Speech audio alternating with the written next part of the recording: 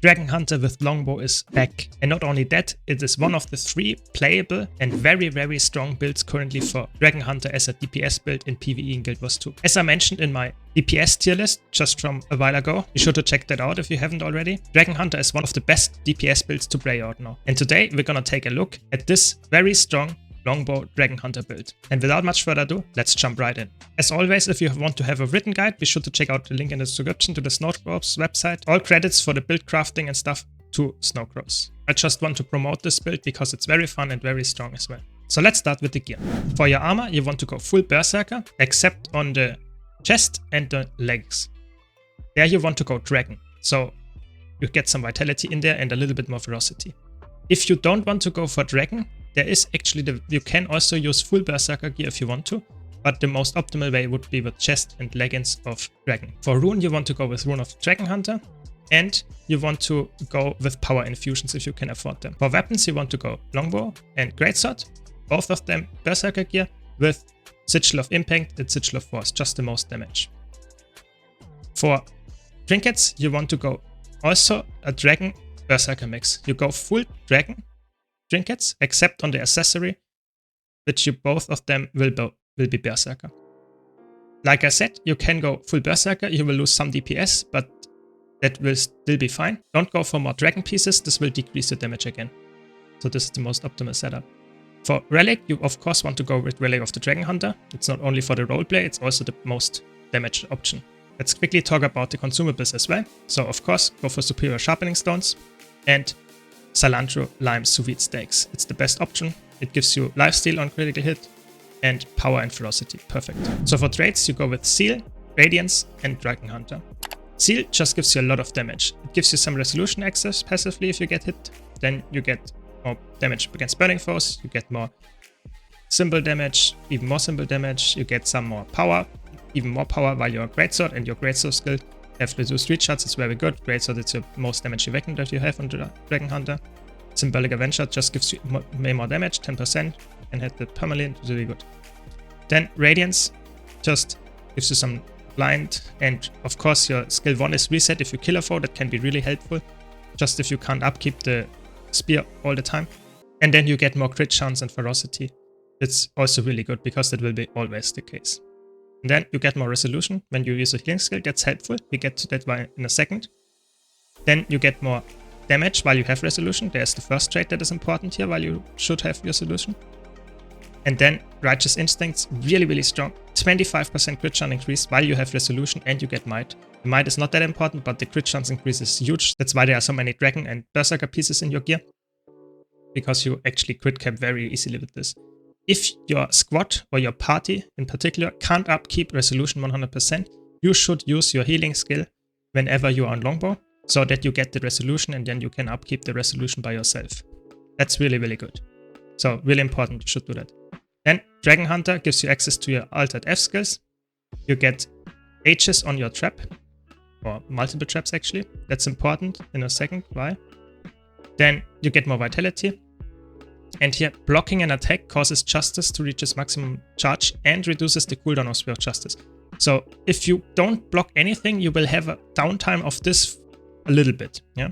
But if you have blocks up with your F3 or your H's from your traps and you block an attack, you actually can have that permanently on the boss. If there's no phase, of course. This is really good.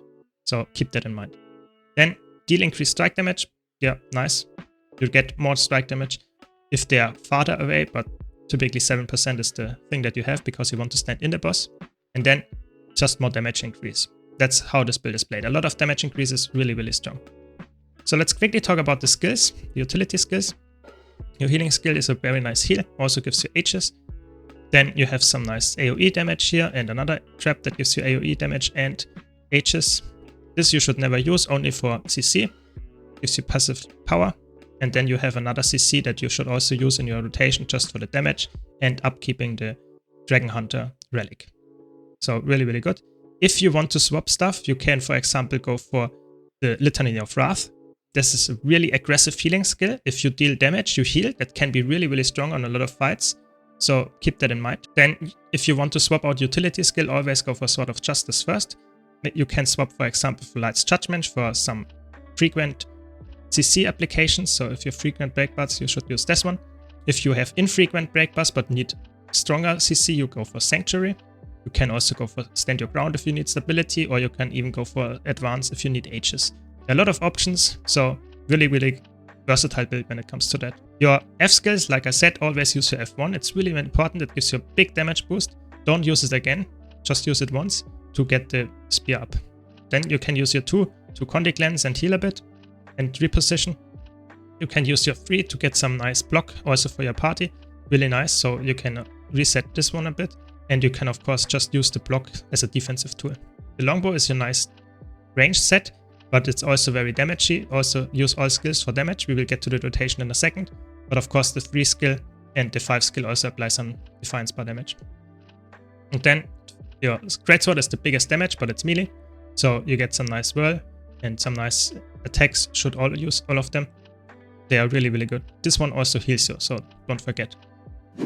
Important part here when I talk about the Greatsword is, especially the 2 and the 5 skill, need to be cast inside the boss. So what does that mean? You have to stand in the hitbox. Yeah, that's very important because only then all the projectiles will hit and you will do the maximum damage.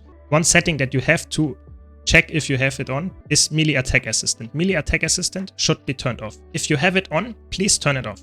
It's really, really important. Otherwise, you can't go inside the boss's hitbox if you have it targeted. So please turn it off. It's really important for this build. Otherwise, you will deal way less damage. It's really, really important. 2 more notes regarding before we get to the rotation.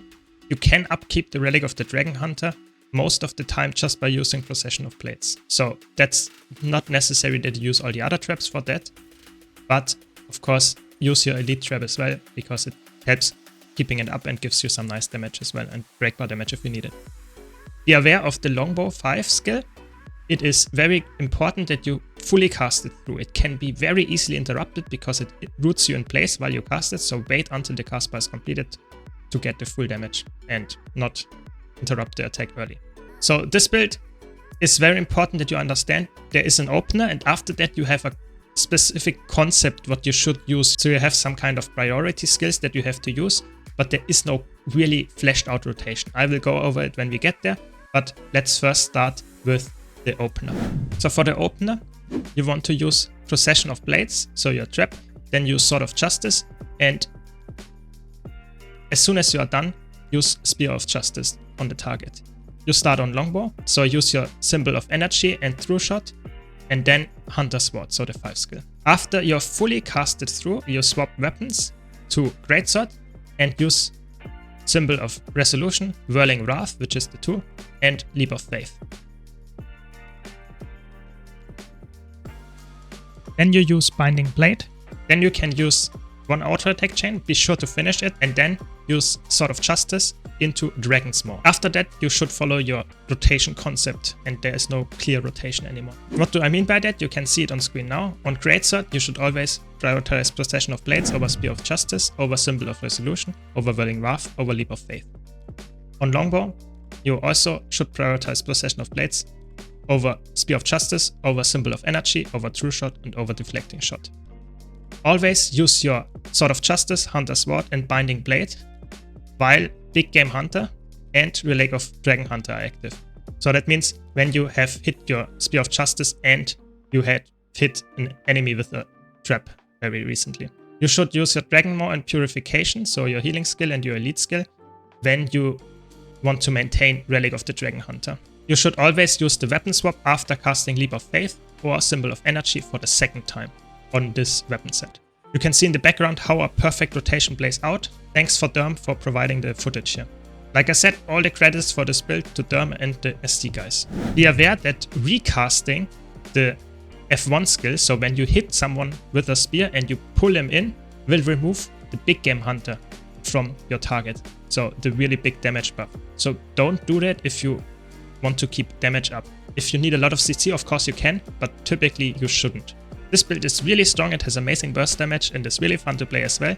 You also have some nice ranged options, so I think it's one of the best varieties of Dragonhunter right now, just because of the very flexible playstyle. And you are very self-sufficient as well. So I hope you enjoy this build as much as I do. If you do, be sure to leave a like and subscribe for more content like this. Thanks To all my supporters on Patreon, Twitch and YouTube, thanks Malice, and I hope to see you all in the next video.